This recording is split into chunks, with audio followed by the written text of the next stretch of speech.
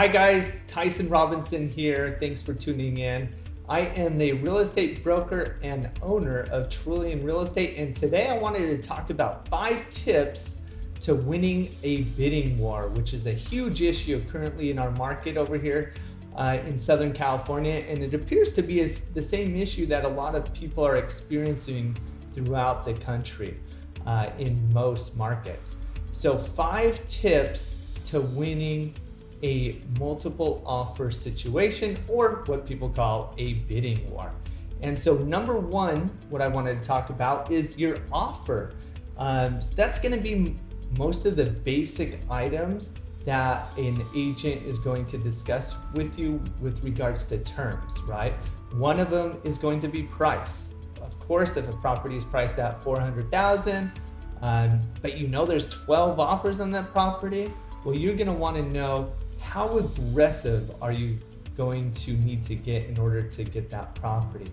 And keep in mind that price is not always the key factor. Price is important, and for some sellers that is the most important item. But if you know there's 12 offers, well shoot, you better believe that those offers are going to go over $400,000, right?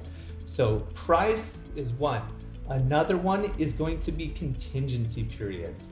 You want to tighten up contingency periods, and that's for home inspection, appraisal, and loan contingencies.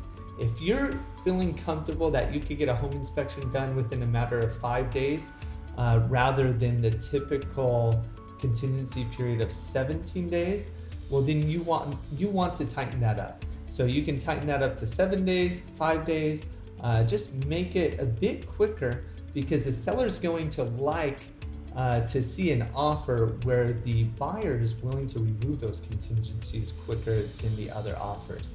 Another one is appraisal. If you have a great lender, sometimes they can get those appraisals ordered very quickly and get those appraisals done right away. So that's another one.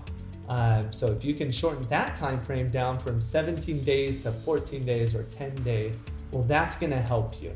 And another one, if you can remove the appraisal contingency, well, that takes you yet to another level, right? Because if your buyers are not concerned about what it appraises for and they have cash to make up that difference, well, then again, that's going to make that offer that much more attractive.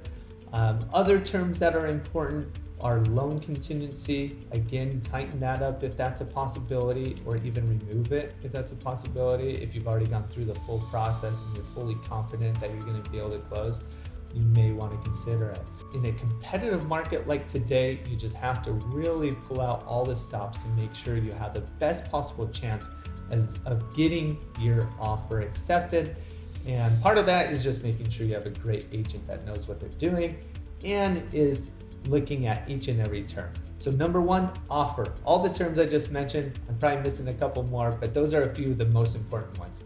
Number 2, presentation. Your offer needs to be presented in a manner in which everything is in front of the agent receiving it, meaning the listing agent, right? So when they receive an offer, or myself, I do a lot of listings, so when I receive an offer, and if it is fully complete with a summary, I know who the agent is, it's got also some information about the agent, who they are, their experience, that means something to me. I want to work with a great agent. I want to work with somebody that knows what they're doing. Another key element to presentation is a bio. Your agent should be presenting some sort of bio. Why is it that you as the buyer love this house? You know, is it because it has an amazing backyard with a pool and spa, and you can see your dog running in the backyard and the kids on the playground? Those things are important because that talks to the emotional part of the sellers, which sometimes is extremely important. Some sellers love to read those letters, look at the pictures, and sometimes they even make the determination as to which offer they end up picking through those stories, through that presentation. So those things are important. If you're working with an agent, ask if they're doing it. Encourage them to do so. It will make your offer stand out. Number 3, reputation. that's something hard to fake, right? Reputation comes from years of being in the business. One of the things that I've seen between from when I first started 15 years ago to today, I have a much greater ability of getting my clients' offers accepted. Why is that? It is everything we've mentioned, but it's also the fact that I'm known to get the deal done. And not that I'm this amazing agent, which I think I am, but there's many amazing agents out there, right? And you, over time, create certain reputations within the industry in which people trust them. They know that they have experience. They've closed hundreds of transactions. They're known to get it done. They're known to educate their clients. They're known to be smooth escrows and just great communicators and all that. That is important. So when your agent has a great reputation, that is extremely important to when you're pursuing property, that you work with someone with a reputation. Because guess what? If an agent comes to me and they're not known to be a great agent, well, guess what? I'm going to be less likely to really consider their offers. Or not necessarily that I would, but of course I'm going to mention those things to the sellers. So remember, make sure you select an agent that has experience and has a great reputation. It is important, okay? Number 4, communication. Communication is key. As you guys know, hopefully the agent that you're working with has great communication. That is usually a great indicator that they're great at communicating with the listing agent and the parties involved. Sometimes as a listing agent, I'll receive an offer and it's just the offer and a quick 2 sentences and I never hear from that agent. That is not great communication. You want an agent that is reaching out before you submit an offer and finding out what's important to the seller. Because sometimes those are the things that set an offer apart from all the other agents. So make sure that you are working with someone that has great communication. They're going to talk to the agent.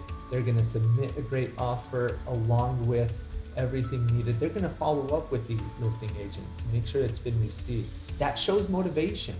When I receive an offer and I never hear from the buyer's agent, that does not show motivation. I'm going to be less likely to encourage my clients, my sellers, to take that offer. So remember, communication is key. If they're horrible at communicating with you, guess what? They're probably not very good about communicating with the agent either. And then number 5 is be creative. Your agent should be creative. There are certain strategies, and one of them is an escalation clause. With an escalation clause, you can put in an offer for, let's say you put it in for $520 on a property that's currently selling for $510. You want to be aggressive because they have multiple offers, but you know they have 12 offers. So you know there's a good chance it may have even gone higher than that. If your buyers really want this property, you may want to encourage your buyers to put in an escalation clause. Maybe that is, we'll go up to $540 and beat any offer. We'll go 1,000 over the highest offer up to $540. And that is just one of the many strategies in which you can utilize in order to get your offer accepted. Just all in all, it's just important to be working with someone with experience who's able to really put all of these pieces together and paint a great picture for the buyers. And in doing all of these things, it allows your offer to be highly considered. And so I just want you guys to remember, let me summarize those 5 really quick. We have number 1, the offer. That is the terms. That is the meat of everything. The price, close of escrow, deposit, the pre-approval, the contingency periods. Tighten those things up. Make sure you have a great, strong offer. Number 2, presentation. Make sure the agent is presenting it well. And that means not only telling a story about the agent and their experience, but then it is also about the buyers and their bio. Who are they? In what ways can they connect to the sellers? Number 3 is reputation. That can't be faked. Make sure you choose a great agent that has a great reputation, because guess what? I want to work with the great agents, and if a listing agent wants to work, and of course that's most cases, most listing agents want to work with great agents because that means less cancellations, and it's going to mean a more smooth transaction for you as a seller and also for the agent, which is extremely important because nobody wants to get in a situation where there's going to be a cancellation, right? And a rocky road to closing in 30, 45 days, and sometimes much later than that if the agent's not performing and doing their job properly. Communication, key. You need to make sure that you have agents that's great at communicating, because if they're not following up with the agent, that doesn't show the agent that there's motivation for their clients that are looking to buy the property. Number 5, creative. Make sure they're creative. An escalation clause is just one of many ways that your agent can be creative and figure out ways in which they can really lock in the deal. So guys, those are my 5 tips to winning and bidding more. I hope it helped. Feel free to put some comments in. I'm sure I missed many other strategies in this video. I'd love to hear if you guys have any additional input or can think of any other great strategies. And I hope you found it useful. Guys, have a great day and thanks for tuning in. Okay, bye.